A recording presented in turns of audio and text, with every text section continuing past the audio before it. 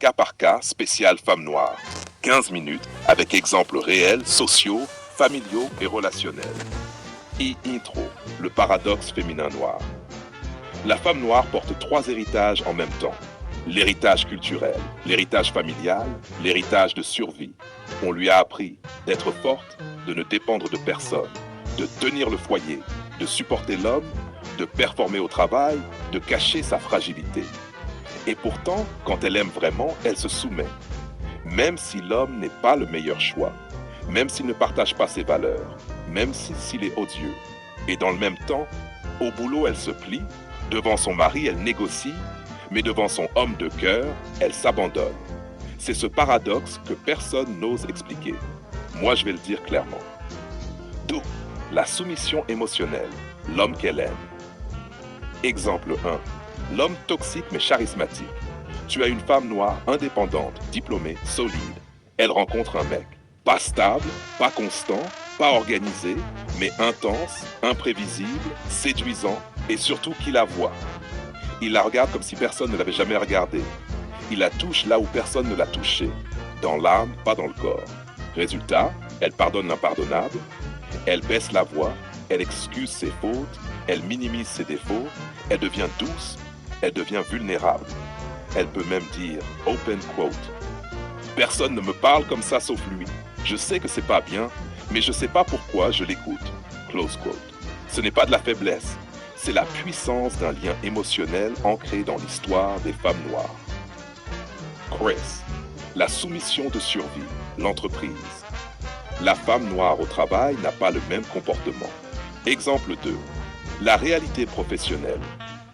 Dans son entreprise, elle travaille 2 fois plus pour être reconnue 2 fois moins sous une hiérarchie qui la considère parfois comme invisible. Elle se soumet, oui, mais par stratégie. Elle dit open quote. Oui, chef, pas de problème. Je fais leur sup. Je prends le dossier. Close quote. Mais c'est pas de l'estime. C'est de la survie économique et sociale. Elle respecte l'ordre, mais son âme n'est pas impliquée. C'est une soumission fonctionnelle, pas une soumission émotionnelle. La soumission conditionnelle, le mari. La femme noire mariée, ce n'est plus la même. Exemple 3. Le mari stable, mais pas fascinant. Son mari travaille, paie les factures, est présent, est fiable et sérieux. Elle dit souvent open quote, c'est un bon homme, mais elle ne dira jamais c'est mon homme, close quote. Résultat, elle conteste, elle négocie, elle impose, elle pose ses conditions. Elle veut discuter chaque décision. Pourquoi? Parce que ce n'est pas l'homme qui l'a renversée, c'est l'homme qui l'a rassurée. Stabilité, sécurité. Mais sécurité, pas de domination émotionnelle. Elle peut aimer son mari, mais elle ne s'abandonne pas. La soumission disparaît quand l'intensité émotionnelle est absente. V, le paradoxe féminin noir, 3 femmes en une. Tu veux comprendre la femme noire? Comprends qu'elle peut être une guerrière au travail. 2, une reine dans le mariage.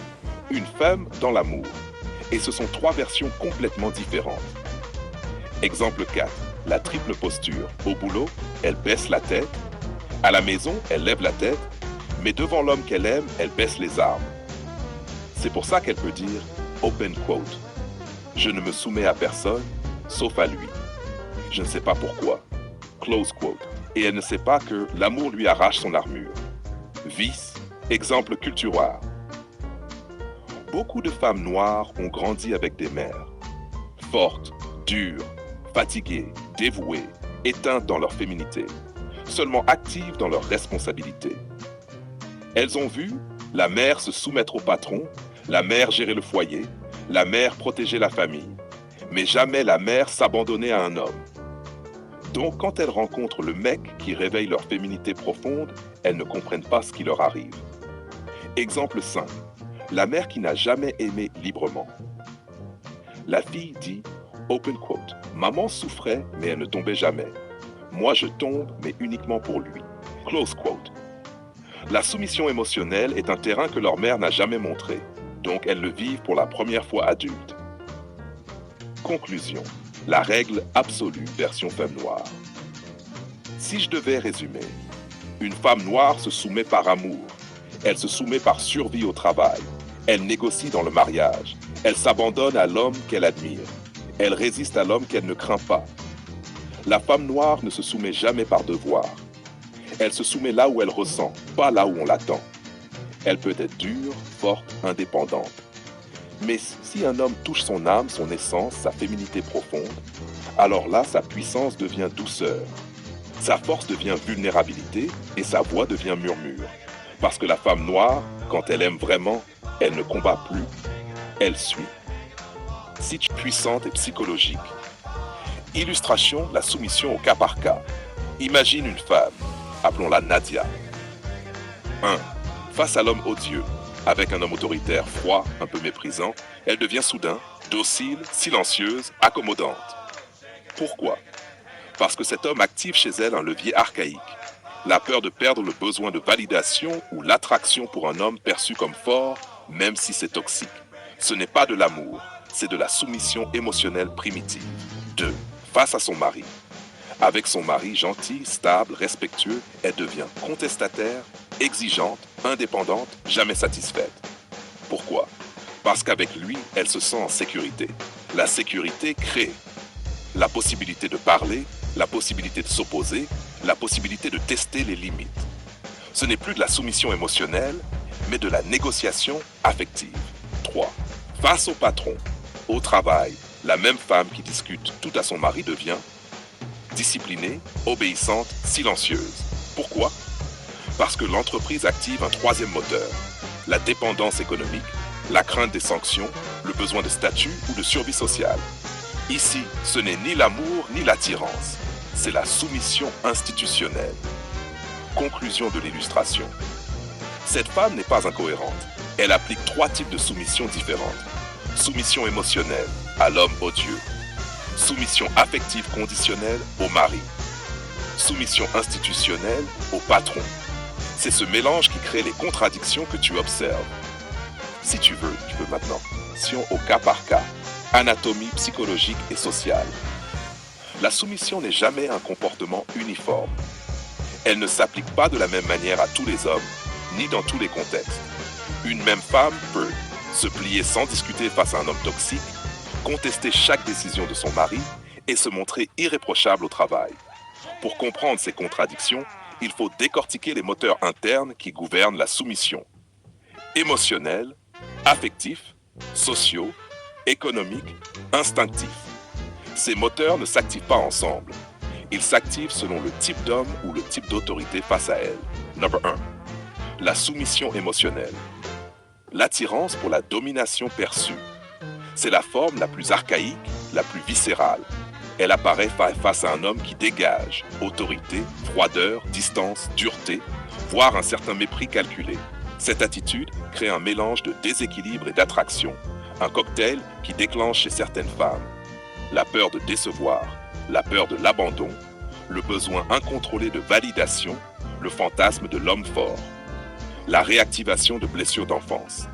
Elle n'obéit pas parce qu'il est bon, elle obéit parce qu'elle ressent qu'il peut la briser, et cela la ramène à une forme primitive de sécurité, celle qui dit « si je ne bouge pas, il m'accepte ».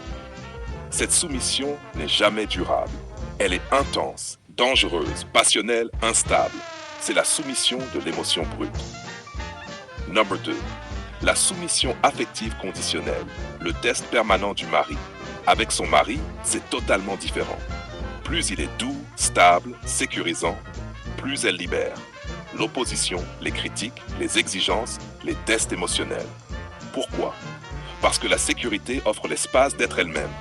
Et être elle-même signifie tester les limites, négocier, exprimer, contester. Ce n'est pas de la révolte, c'est une dynamique affective normale. Mais attention, c'est aussi le terrain où elle juge le leadership du mari. Si le mari cède trop, elle le perçoit comme faible. Si le mari impose tout, elle se sent étouffée. Elle cherche l'équilibre. Et l'équilibre se teste par la confrontation. Cette soumission n'est pas instinctive. Elle est contractuelle, négociée, affective. La soumission institutionnelle. L'entreprise comme structure de survie. Au travail, tout change. Elle peut être rebelle à la maison, mais face au patron, elle obéit, elle suit les consignes, elle évite les conflits, elle respecte la hiérarchie, elle accepte parfois des injustices. Pourquoi? Parce que là, ce n'est plus le cœur qui parle, C'est le besoin de survie sociale et économique. Le patron n'est pas un homme, il est une institution. Cette forme de soumission est rationnelle, stratégique. Elle protège sa carrière, son salaire, sa réputation. Il n'y a pas d'affect, il n'y a pas d'attirance. Il n'y a que l'ordre social. Number 4. Pourquoi ces trois formes coexistent chez la même femme? Parce que la femme ne réagit pas à la personne, elle réagit à ce que la personne représente en elle. Chaque homme active un archétype. L'homme odieux active l'archétype alpha toxique, soumission émotionnelle primitive. Le mari active l'archétype foyer et sécurité, soumission conditionnelle et négociée. Le patron active l'archétype institution et hiérarchie, soumission stratégique. Ce n'est pas incohérent, c'est logique, même si c'est déroutant. Number 5. Le paradoxe qui tue les couples. Le mari croit que sa femme lui doit la même soumission qu'elle donne au patron. Erreur. La femme croit que son mari doit être aussi compréhensif que lui, même quand elle teste. Erreur. Le mari ne comprend pas pourquoi elle obéit comme un robot à un chef dur, mais critique tout à la maison. Erreur d'interprétation. Le patron représente l'ordre, le mari représente le lien. Ce n'est pas le même combat. Number 6. Le point clé. La soumission n'est jamais un absolu. Elle dépend de l'image masculine perçue, le statut, la force mentale, la valeur qu'elle attribue à l'homme, son besoin de sécurité, son besoin de stabilité, son besoin d'être cadré, son